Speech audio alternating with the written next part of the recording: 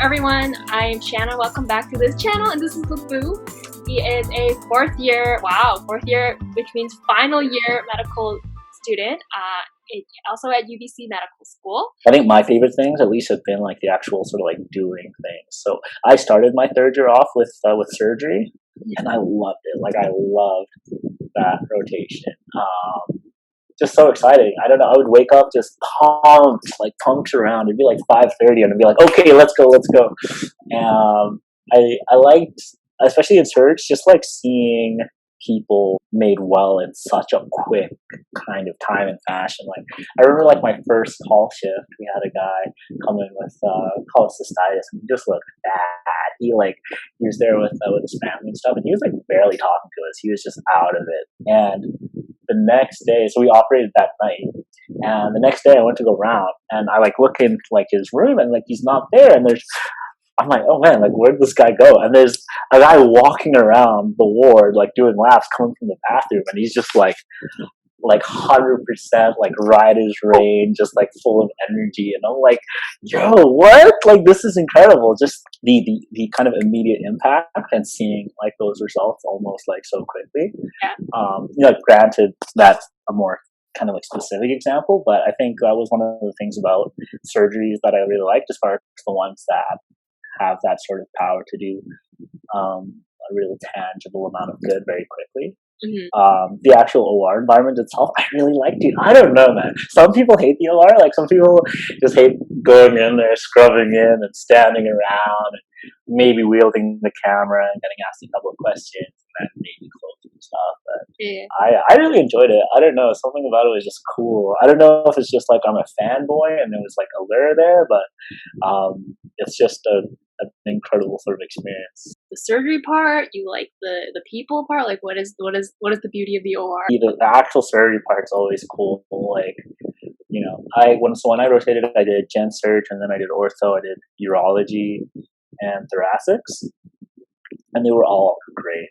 They were all so great. I starting out, I really liked gen surg. I was after 2 weeks of gen surg, I'm like, bro, I'm gonna do gen surg. And then after that, I had my ortho weeks, and then after my ortho weeks, I was like, yo, I'm doing ortho. Ortho is so dope. And then I did Euro, and then I was like, yo, Euro is so cool. But in terms of, I think what I really liked was I think the people probably was the most sort of impactful thing. So at least in Kelowna, the orthopedic surgery team, I really liked them. I got along really well with them, and also the urologists and stuff. And it's I think when they say find your tribe, find your people sort of thing. And I thought that was kind of wishy-washy, but it's actually pretty legit. You feel more welcome, and when you feel welcome, you just have a bit more vitality. You're a bit more eager in all sorts of different ways. And I think that in particular, so the OR, when you're in the OR with people you admire and people you want to learn from, it's just such an enriching experience.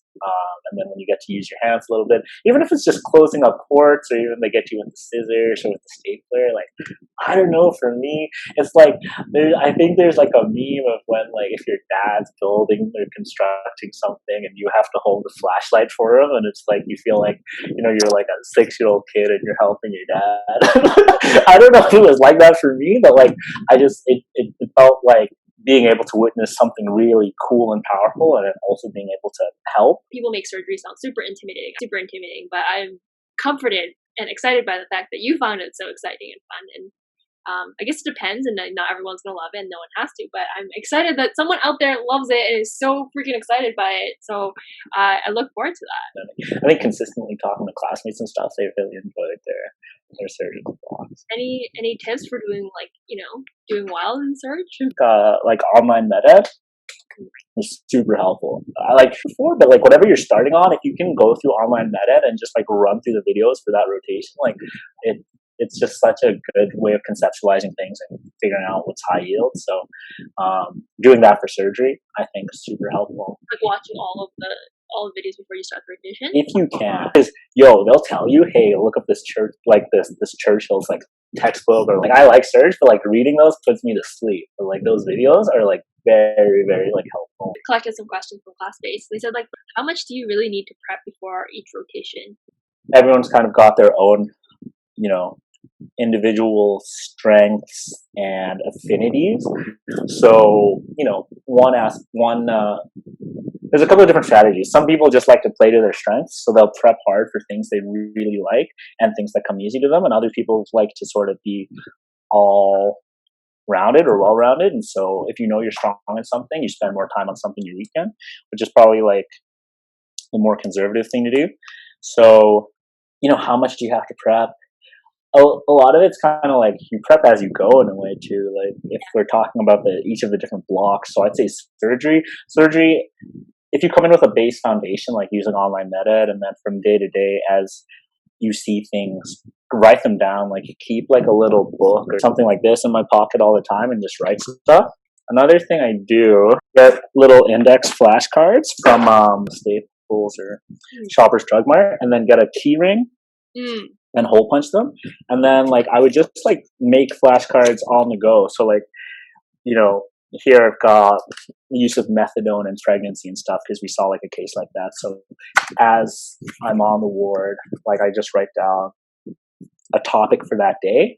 And then on one side, I'll write questions about it, like, oh, definition, like what's important. And then on the back, like I'll write like answers to those questions. One thing I didn't realize in clerkship was kind of like, there's not a lot of dead time, but there's sufficient kind of dead time between certain things depending on the rotation you're on. So for example, on pediatrics, so I did that card during a call shift for pediatrics where labor and delivery called us because we had a mother who was on methadone during her pregnancy. So my staff calls me up and he's like, hey, like you should read about this. So then in between when we actually have to be present for the delivery, you've got, you know, however long it takes the mother to deliver to use that time to either study or that sort of thing. So some of it's like kind of rotation specific. So I guess as far as like per each rotation, so kind of leading back to that question of how much time do you need to like prepare for each rotation. I'd say the rotations where you have sort of those moments where you can prepare in between things. So emerge isn't really like that. Emerge is kind of go. I mean, sometimes like if you have someone come in and they need like a CT for something and you've already put in orders for blood work and put in the rec for imaging, while you're waiting for them to get their imaging, you can read during then, but otherwise emerge is pretty like go. Surgery, sometimes in between cases, because there's turnover time between rooms. So in between cases is a good time to read up about your next case or something like that. Anesthesia is kind of like that too. With CTU can be pretty busy. So your studying is kind of from rounding. You see your patient, you write your note, and then you discuss as a team. And like through those sorts of situations, that's kind of like how you can learn. And then in the afternoons, at least here in Kelowna, like sometimes there'll be consults for you to see or not. But if you don't have a consult, then that's a good time to study. Psych is sort of similar, but at least here, psych, we did one-on-one with a preceptor. So I don't know if it's similar like at the other sites, but if it's one-on-one with a preceptor, sometimes it's like go, but then it ends early because there isn't like as high a volume. Outpatient ambulatory, so things like those clinics, optho and derm. Clinic days, you don't really get any downtime, I think. So any rotations where you have clinic, you're kind of like, it's not like in between appointments you have that much time. I feel like in my experience, you've always been like, wow. But, and then rural family, rural fam, there's time outside of clinic to study, I think.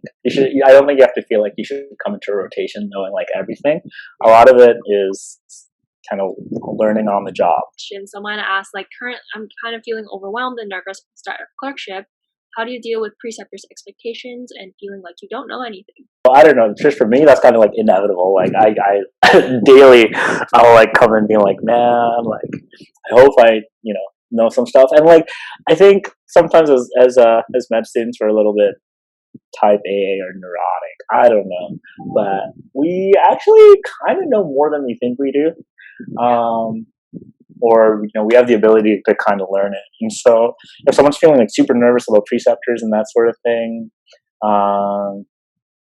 I'd say don't invest your identity in it. There's going to be times where you don't know the answer to things, or times where you mess up, or times where you embarrass yourself or say the wrong thing. And if you are able to sort of take a step back, like just look at the situation, look at your feeling towards it and your thought, but then change the way you act based on what happened. I think that's a big thing. So not investing your identity into being the perfect med student or never making a mistake is a very valuable thing to do. And then otherwise, I think, at the smaller sites, it's good because at least here at SMP, like in terms of year to year sort of mentorship and stuff, it's super helpful. Like every year, like we have like a clerkship info session, we can discuss. Okay, because everyone's kind of at KGH unless you go to Kamloops or do ICC. So if you're at KGH, like you have that year above you that you're already familiar with because you've seen them either at our preclinical site or anything. So you could talk about specific rotations and specific like preceptor expectations and that sort of thing.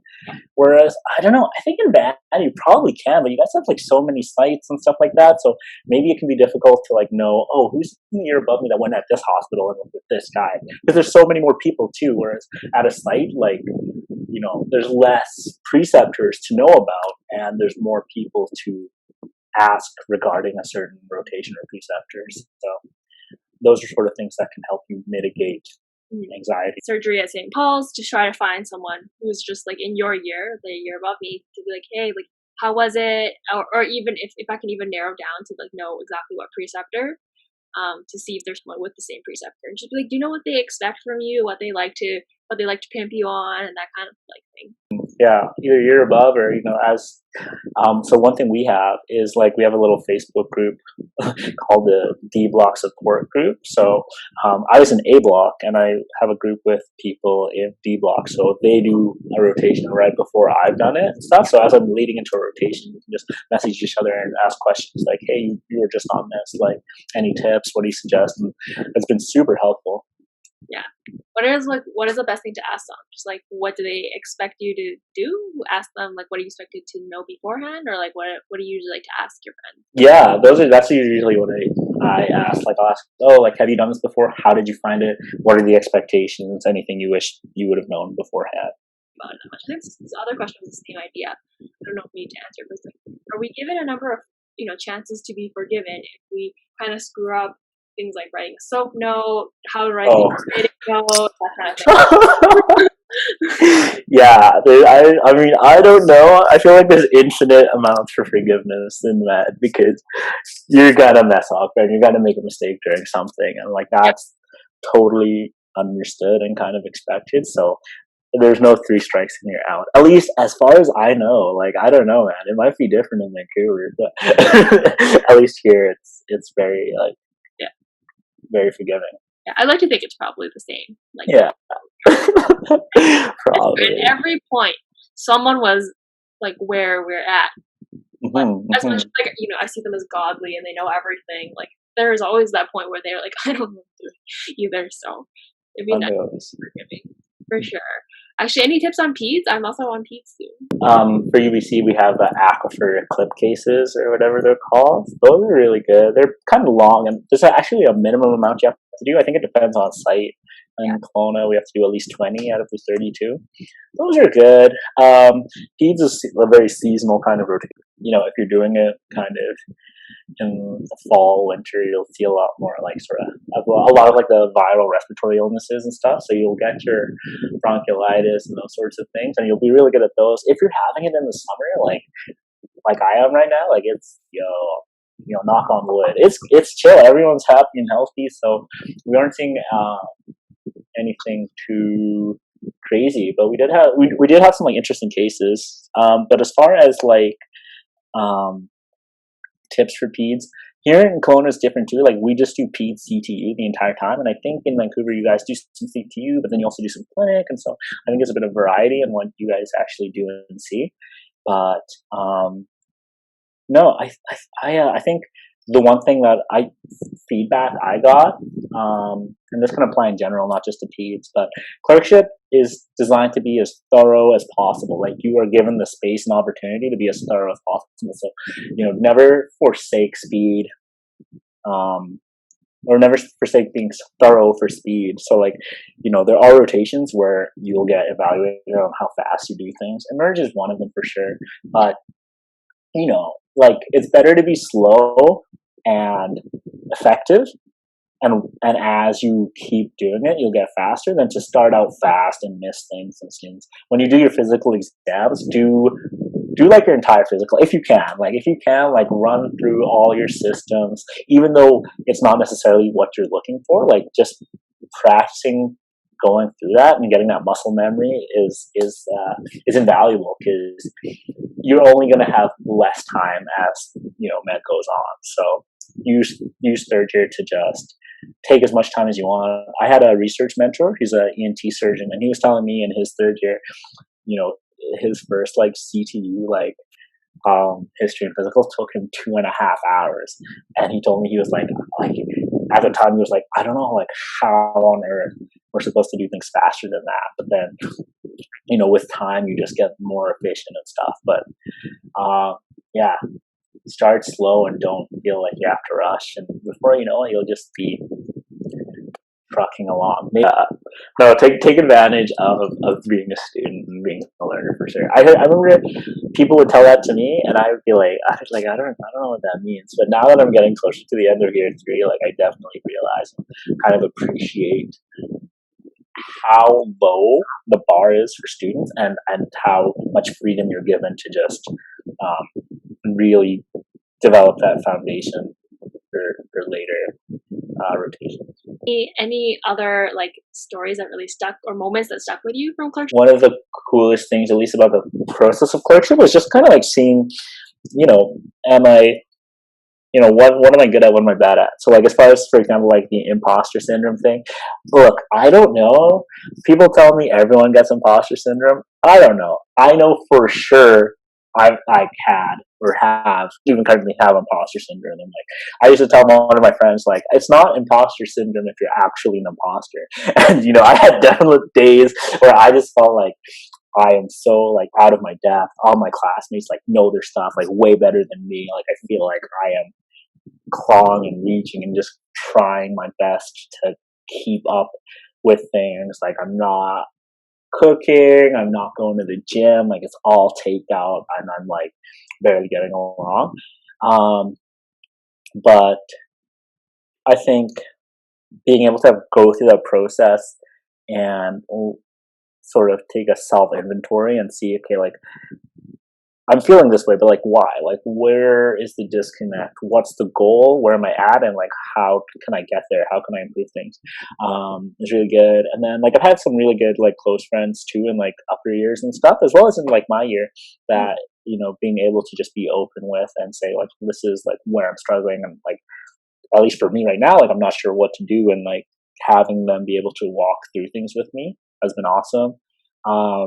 Even like my parents, like my dad's a doctor, and having his sort of experience and wisdom to draw from and stuff is like super helpful. Conversely, like it's been cool to see things that like I have been good at. So while knowledge, I don't know, you'll always get this feedback, like you read around your cases, like you never, I don't know, like knowledge is always something like you're working on, but other things like being told like, hey, you like establish really good rapport with this patient, or blah blah blah, that kind of thing, or you were able to really connect with the patient, and those sorts of things are like the best. Like as many questions as like PIMP questions as I've got right during rounds or something like that, like I don't even remember them, but the things I really do remember are like various like patient interactions and that sort of thing. And I think that that softer side, you can call it, of like medicine is, at least for me, like one of the reasons why like I'm super happy that I got lucky enough to be accepted, and that I am a medical student, and that I will become a doctor. Like that aspect of things, the interpersonal aspect is I think for me at least like the best part of medicine. Like this is definitely why like I'm super stoked and feel blessed that I'm here. Some rotations you get to do presentations and stuff, like starting out and being terrible with histories, like just being like, so I have this patient, I think they're 60 and they're they vomited twice, I don't remember when it started, but now they want some Advil, and the physical exam said this, and their vital signs were like this.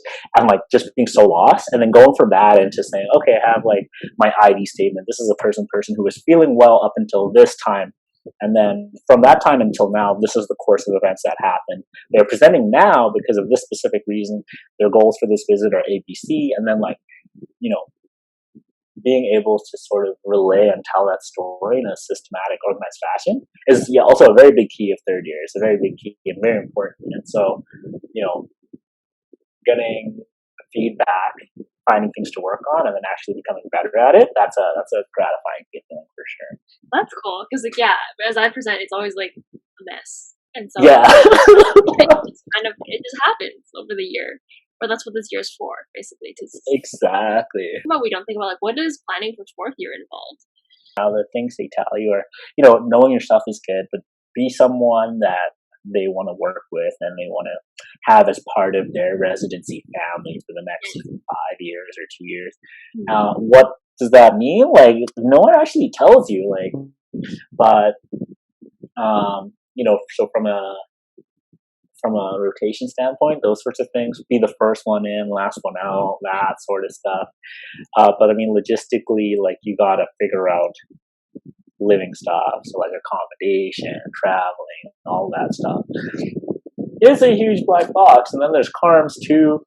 I don't know. There's a lot of people that are like on the ball. They've already written their personal letters. They've got all their documents notarized. They have their CV in check. I want to be like those people, and I'm currently working on it. Yeah, those sorts of things are a work in progress for me. But yeah, there's a lot to be aware of until artificial intelligence and robots take over. Like maybe some jobs, I don't know. People say like radiology is going to be like all AI. I don't think that's true, because interventional radiology is like an insanely cool specialty, and like that's where things are like going. Family, I don't think family's going to get taken over by robots. Like you got to be able to make that human connection and that sort of thing. So, that's also a really good specialty too. There's I think every specialty is cool in its own way. Look forward to Clerkship. I think it's good. Like a lot of people have told me Clerkship was one of the best years of their lives, and then fourth year was even better. So I'm hoping fourth year. I mean, there's highs and lows for sure, but I'd say like the highs were probably the highest highs I've had in medicine and maybe in life too. So hopefully it just goes up from here. And like honestly, to anyone watching, dude, like if I can make it through, like you can make it through. Like I'm telling you, there are 288. I don't know, the number changes, right? Like if there's 288 students in this class, like I'm student 288, and if I'm making it, you can make it. So know who you are outside of medicine. Yeah, if you put your stock and your identity on how well you do on rotations, like it's a shaky foundation.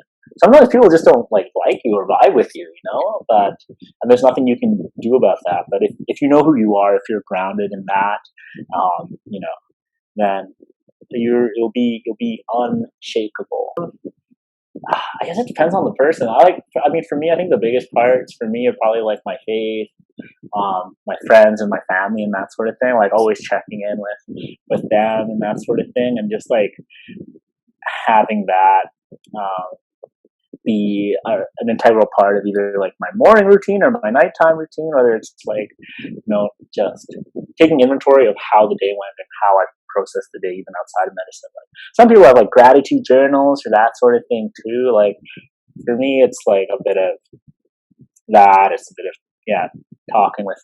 I'm roommates with my younger brother, who's a gem. He's like I don't know where I would be in life without him. So we're very close, important person in my life, and I'm super blessed that we get to live together, and I have his support in this journey, sort of thing. So yeah, I think everyone needs a sort of person or a sort of system, social support system, and so if you have that, like it makes everything worthwhile. That's amazing to help. That's true. I think that's the big thing, is that like it's not just like it's like part of it, a lot of it's like you, but like if we really rely on our people, and nobody really makes it through like things and changes without like leaning on other people. And luckily, like within your classmates, you have all these people, but definitely all your people outside of medicine are still there for you. So leaning on them is really helpful. Thank you so much for taking the time to chat with me. It was fun. A lot of stuff you shared about clerkship I thought was super helpful. But I think a lot of stuff you said was like, oh, these are things like I worry about and stuff. So it was like really comforting. That if you guys liked anything he said, you should give it a like. But if you have any questions about SMP, you can probably pop in the comments. I'll pass them on through. And yeah,